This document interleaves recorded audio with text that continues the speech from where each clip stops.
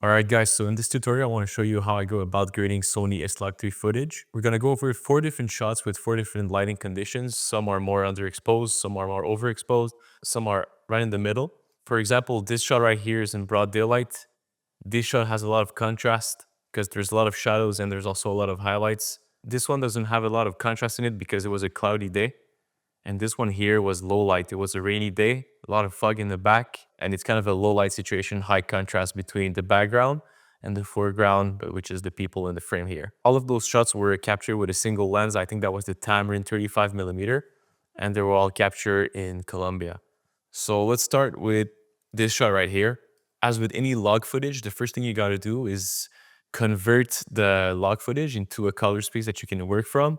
And in this case, we're going to convert it to Rec 709. So I'm just going to create an adjustment layer on top of all of those frames. So let's go ahead and create an adjustment layer here, put it on top of the footage. And from the Lumetri panel, I'm going to go ahead and go select my conversion LUT. In that case, is the Sony SLOG3 to Rec 709.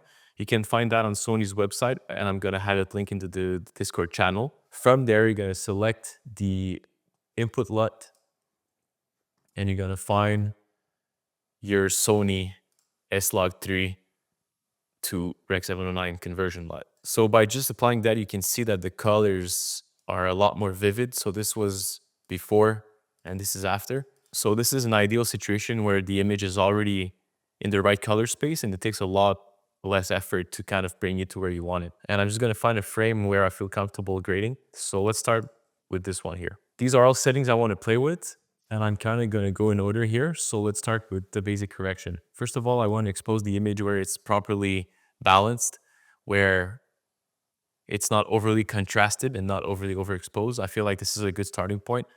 Already I see a lot of blue tones all around the image, on his skin, on his shirt, on his face, and I see a lot of green. So let's start by kind of balancing the tone in this image with the curves here. So everything that is on the left of the curve will be your shadows, and everything that's on the right of the curve will be your highlights. I'll come back to that. Right now I just want to make change to the color tones. So I'll play with the blues since there's a lot of blue in this image. So remember that everything that's on the left will affect the shadow sides. So I feel like the blues are all in the shadows here. So we'll go ahead and try to rebalance that by putting a dot in the middle here and selecting everything that's on the left. So I'll just drag this down to where I feel like it's more balanced. This here feels right. And by the way, there's no rules. It's all really depending on the feel and style you're looking for in your image. I'm just trying to, before going into the style of the image, balance out my tones here. So I'm going to do the same with the highlights and the blues. Just see what it does. I'm going to leave it as is for now. I'm going to add a little bit of red in the tones since it's overpowered by blue again. So this was before, this is after. The image is starting to feel a little bit more warm. So bringing it back to a level where I'm comfortable with. So this was before we started. This is where we are right now. There's a little bit of magenta in the image, and I can see that when I toggle. Just I feel like magenta pops out right now, so I'm gonna add a little bit of green, and that should bring us to a place where it's mostly balanced. So let's see before or after. And now I can start working on the contrast in the image. So let's go into tone curves. Again, everything that's on the left affects the shadow. So right now I want to bring that down to create more contrast. This is good. And everything you do something on the left of the curve or on the left of the diagram, you need to do something on the right to kind of like counterbalance what you just did. And there's a thing called the S curve. And the goal of the S curve is to balance your curve like I just mentioned. So we'll go ahead and do that. So if the right side is the highlights, on the left is the shadows, the middle is basically the midtones, and I want to adjust that as well. So before or after, you can see by playing with the curve, we can achieve great results here. And one other thing I like to do is add some saturation and vibrance. And I still see a lot of blue on his shirt. We'll adjust that in a minute. But before, I'm just going to make a few adjustments to the exposure still. And let's see what we can do about that blue shirt. So if you go on the hue and saturation curves, you'll be able to select a color and kind of isolate it from the rest. And this is what I'm looking to do here. So in the hue and saturation tab, you can select the color you wish to play with and affect only that color, only the saturation of that color. So it means that if I select the blue on this shirt, I should be able to isolate it and kind of like remove the overpowering tones of blues here. So let's see what I can do.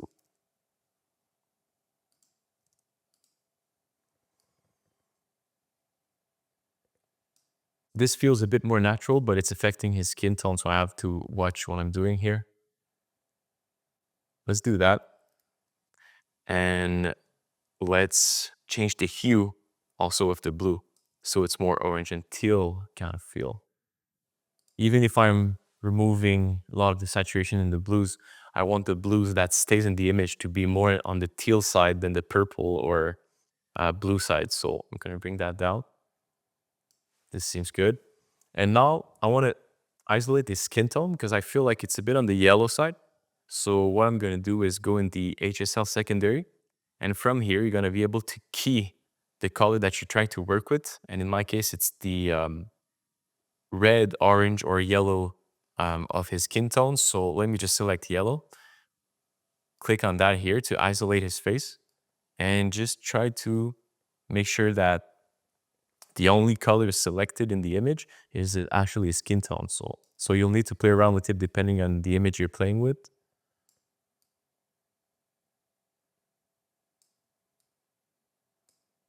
And ideally, you'll be left with only his skin tones. So this is the best that I can do for now. So I'll adjust the feathering right here. So since skin tones are usually located around the midtones of the image, I'm going to play around with the midtones and try to isolate that skin and make sure it's not yellow, but more red or orange. So let's do that until it just feels like the skin tones are more natural. Let's see the image in full context. So you can see by clicking on the before and after, how we affected the image. It's very slight, but it brings back the skin tones to a more natural level. Then I'm gonna bump up the exposure slightly. Highlights, adjust the shadows just slightly. Same with the whites to give the image more vibrance and more contrast. And then this is where I'm gonna start playing with the styles. So I want to affect the greens in this image. So I'm gonna go back to my curves, find the hue saturation curves and isolate the green here in the hue versus hue. I know that it's gonna be between that point and that point because you can see a little bit of yellow in there. And when I slide this, it's only gonna affect the green in my image. I like my greens, but you can also stylize it with more orange, and it gives you that more like orange and teal look if that's what you're looking for, or more cinematic. For the purpose of this tutorial, we're gonna keep it there. And since we're playing with such unnatural colors, I want to bring the saturation down just slightly here. All right, so this was before we started. This is where we are right now. Pretty massive difference. And then the final step that I'll usually do is add a vignette because it gives it a more cinematic look. It focuses the image in the center where the action is usually. And then you can play with the color wheel and match to really like fine tune your style and the colors in the image. Let's start and see what the midtones are doing.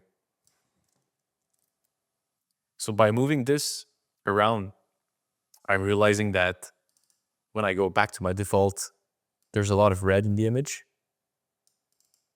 And let me just bring that down. If there's a prominent color, you want to kind of go on the opposite side of the spectrum. And in this case, if you bring it directly down from red, it's kind of blue teal. So I'm going to do that.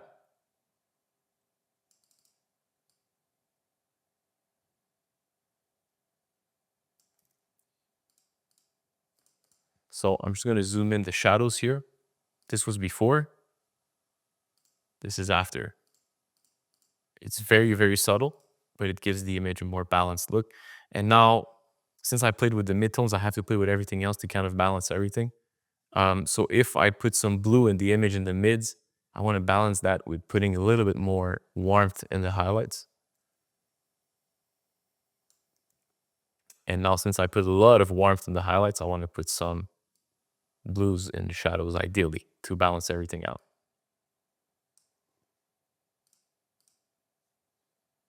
I'm not sure if you can see the difference in the screen recording between this and that, but to me it feels like the image is a little bit more balanced.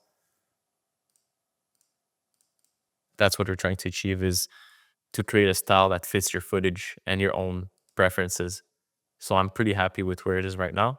All right, so on the left, you can see the image that has been graded. And on the right, this is the image where we started from after it has been converted. And this is the image without any conversion. So by making a few simple tweaks, we can achieve something pretty unique and pretty cool. And if you follow this tutorial step by step, I'm sure you will be able to find your style and kind of create your own feel for your own images.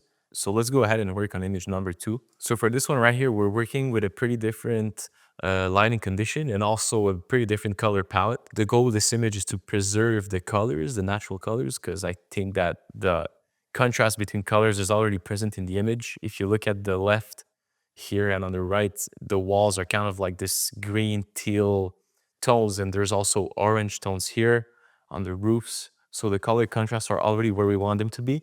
And there's also the sky here that's of a similar blue of the walls, and also the mountains in the back that is also a similar color to the wall. So our colors are where they should be. So the goal with this grading should be to have the colors pop more, add some contrast, and stylize the image a little bit more, and make sure that the contrast in the image are clear. This clear shadow separation that happens from the left to the right. So you can see that on the left of the middle light are where the shadow are lying, and on the right is all of my highlights. So we just want to bring all of the natural contrast that is already happening in the image to life. We're going to do that by creating this image step by step, like I just did, from the Rec 709 conversion that we applied at the beginning. The exposure seems pretty right, so I'm going to go straight ahead from my tone curves to try to bring those shadows and contrasts out. I'm going to bring that down, working from the shadows first. I want to bring them to a level where it's natural, where it's not underexposed, or we're not losing any details. So I have to be careful about that. I have to look all around at my shadows. This seems pretty good. So to counterbalance what I just did there, I want to bring the highlights up here and also the midtones. But by doing that, of course, it affects the shadows. So I'm going to bring that down here to make sure they stay at the proper place. So with a simple curve adjustment, we're making the image more contrasted without affecting the natural look of the image. So this is a good starting point for that. And then I'm going to add some saturation and vibrance to help me work with these nice colors. And by toggling like that before and after, I can see there's a lot of blue in the image, especially in the midtones. So from this curve here, you can see that this slider reflects the blue of the image. So the opposite of blue is yellow. So this is why if I bring it down, it adds some yellow. And if I bring it up, it adds some blue. So I notice a little bit of blue, overpowering of blue in the image, especially in the shadows. So I'm going to create my points. That's going to make sure that if I move this, the curve here doesn't move, so I don't have to kind of counter adjust. And I'm going to bring that down the opposite side of blue, just so it feels more natural looking in the shadows. So this was before I did the adjustments, and this is after. The adjustment needed was very, very small.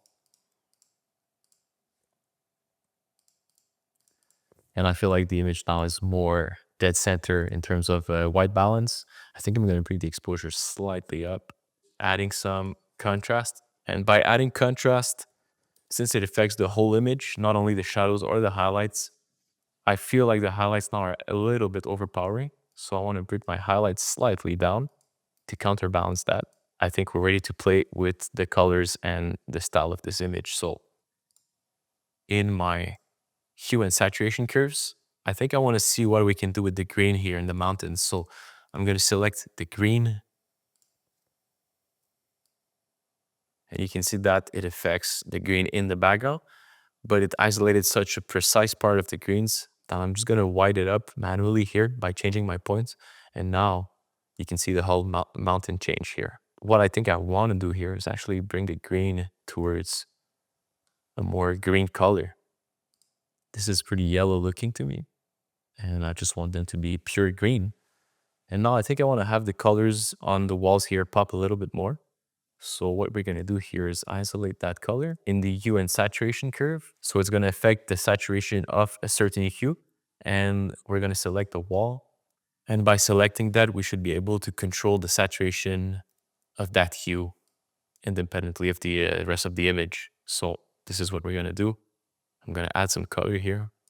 I want to do the same thing with the oranges on the roofs. So we're going to select orange on the roofs. And you can see now that the orange in the image is starting to pop more. And now I'm going to add some vignette to give it a more cinematic feel. And this is where we started. And this is where we are now. And we're going to go ahead and play with the style with the color wheels. So this is where you can really give it the style you're looking for. I'm going to start with the highlights, see what we can do. And there's no rules with that, honestly. I just like to play around and see what color feels right. So I'm going to play around with it and stop when I feel like the color is pretty nice. I feel like this is cool. This is more warm. I like that. Let's see what we can do with the midtones.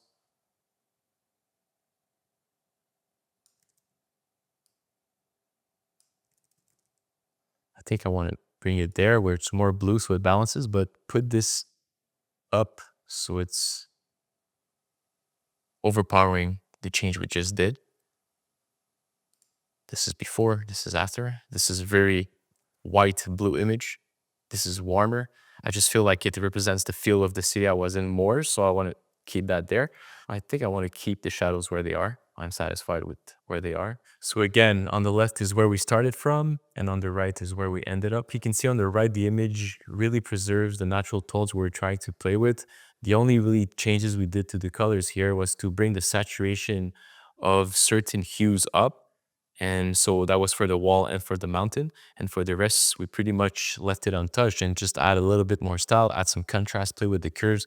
And with a few simple steps, we got to an image that just looks much more vibrant and so much more representative of the place. But I still see a little issue here in the sky. Could have a little bit more color. So let's go ahead and see what we can do about that. I'm going to go back in the curves here and try to affect only the sky. I know for a fact that the hue of the sky is going to be between those points here. So I'm going to manually put that in and play with this. And you can see now the sky starting to change. So I want it, I think, a little bit more teal. And I'm going to add some saturation. You can see the sky now just looking more alive. And this is where I want to keep it. So that was it for this image. We'll go ahead and do the third one.